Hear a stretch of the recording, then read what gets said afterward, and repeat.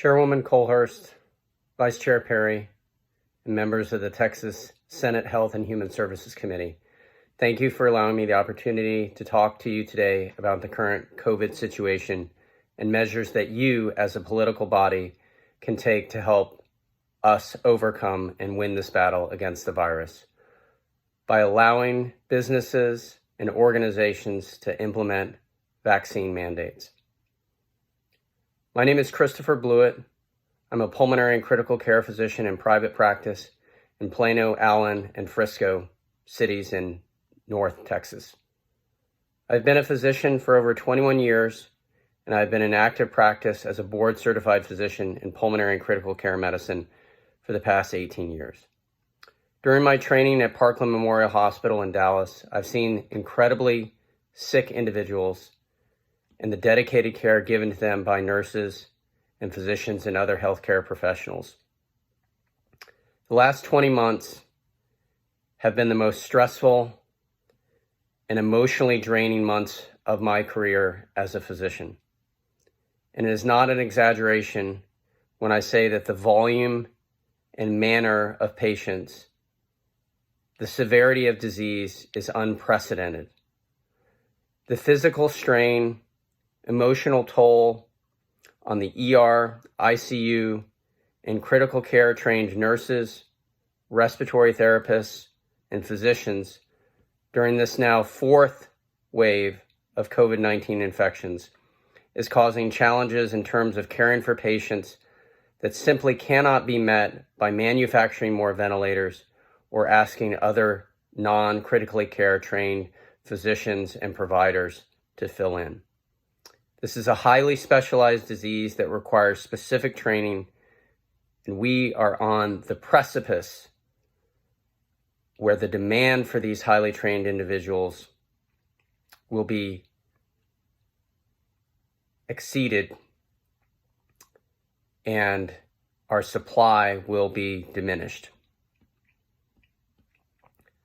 Last week, I had to transfer a sick patient who deserved to be in the intensive care unit out of the ICU into the hallway, not a separate room, but the hallway, a physical hallway, because there was someone even sicker than this patient. Throughout my training as a resident and fellow and attending physician, there have been certain patients whose illness, recovery, or words have stuck with me throughout my career. They are seared into my brain. And there are some during this epidemic that I wish I could simply forget. Seeing the fear and tears in the eyes of an unvaccinated 34-year-old father of two as he looked me in the eye and told me, tell my mother she was right. I should have gotten the vaccine. Tell my daughters that I love them and that I miss them. This was shortly after being placed on 100% oxygen and about 2 days before this patient ended up on the ventilator. This will stay with me for the rest of my life. So the questions I imagine many of you are asking, what can I do? As a non-medical professional, what can I or my constituents do to help stem this tide? How can we get back to a normal life again? The answer is simple. Get vaccinated against COVID. This is a preventable disease and many, many lives can be saved through your actions. I want to begin by asking a series of questions, and please feel free to raise your hands if the answer is yes. How many of you have seen a case of polio in the last 40 years? How many of you have seen an iron lung or rows of iron lung machines in the ICU? How many of you have seen or heard of a case of smallpox? Not a black and white picture in a book or magazine, but an actual case in the past 40 years. Measles? How about measles? As I imagine the answer to these questions for many of us is no. We have not seen cases of polio, smallpox, or measles. Personally, as a physician, I have not seen an active case of these diseases. And what do they all have in common? They are all caused by viruses, and they were all virtually eliminated from the United States through effective vaccination programs. Texas is among the states that requires evidence of vaccination against polio, measles, mumps, rubella, hepatitis B, varicella, Neisseria meningitidis, or meningococcus.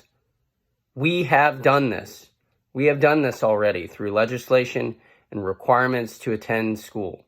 Senators and representatives, you have done this. You have helped reduce and eliminate the spread of these awful diseases through your actions. Yes, the scientists developed these vaccines, but the control and practical extinction of these diseases would not have been possible without the actions of lawmakers such as yourself. Now, before I finish, I want to ask another series of questions. Do any of you remember walking into a restaurant to be seated and the host asks you, smoking or non-smoking? I can certainly remember being with my parents and being asked this question, smoking or non?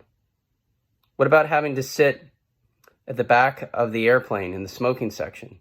I remember as an 8-year-old with my mom having to sit in the last row of a rebooked Eastern Airlines flight, sitting there watching clouds of smoke swirl and linger over my head for the most 3-hour flight while the gentleman in the row ahead of me just casually smoked.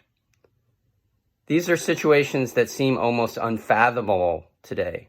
Certainly an individual person has the right to smoke cigarettes in a situation where the potential risks and harms only extend to that individual.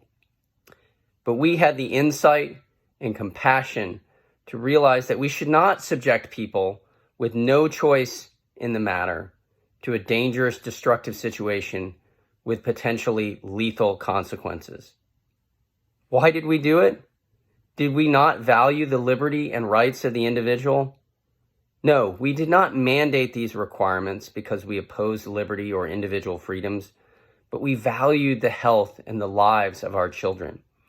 We valued the lives and the rights of the most vulnerable individuals within our population as part of the implicit contract of living within a just, democratic society. In closing, Senators, I would like to thank you for the time and for providing me with the opportunity to speak to you. I implore you to act on the proposed legislation for mandating COVID-19 vaccinations in healthcare and educational institutions.